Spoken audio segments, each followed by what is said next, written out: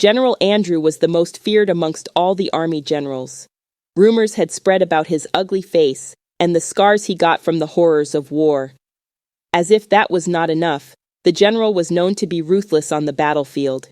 He was known for his strictness and mercilessness, enforcing army rules without hesitation. In his personal life, General Andrew was experiencing pressure to get married due to his growing political influence. Hailing from a wealthy and influential family, General Andrew was a formidable figure. Most people believed he was earmarked to be the next president of the country. In the realm of political alliances, noble families often sought to marry off their daughters to powerful figures like General Andrew. One day, the president of the country requested that the James family marry their youngest daughter to the scary general. Mr. James' first wife had passed on due to illness. The first wife left behind one daughter called Jane. The second wife had 2 daughters. When they heard the news about having one of the daughters marry the scary general, all the 3 girls were scared. They felt they would not survive and get killed. Above all, if the rumors were true, they did not want to marry an ugly-looking man.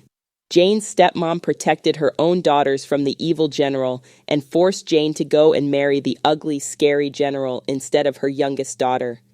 After being forced to marry the ugly and scary army general by her stepmother on their wedding night, Jane was astonished to find the general was actually a strikingly handsome man, contrary to the rumors.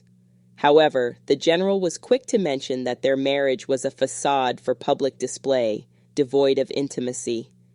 He wanted Jane to be clear that he harbored no love feelings for her. Despite the confession, Jane endeavored to be a dutiful wife, hoping to win the general's favor. Meanwhile, the general suspected that Jane agreed to marry him for his wealth and influence. It is for that same reason that the general never felt loved. He always thought the girls were after his money and power. For that reason, Jane and the general had a very rocky start to their marriage.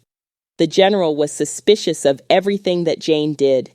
He would refuse to eat the food she cooked, claiming that she wanted to poison him. Even though they were married, he did not want any physical contact with her. Jane made several attempts to make the general happy, but the attempts were all in vain. Weeks turned to months, and one day the general came back home injured. Jane offered to tend to his injuries and took care of him the whole night. During the night, the general would have nightmares, and Jane would hug him and tell him that everything was all right. It was just a bad dream. Jane went on to say she was going to be there for him and will help him recover. Her heartfelt words touched the general as he slept soundly for the first time in Jane's arms. In the morning when the general woke up, he did not shout at Jane for sleeping in the same bed with him. Instead, he felt butterflies in his stomach watching his wife sleep.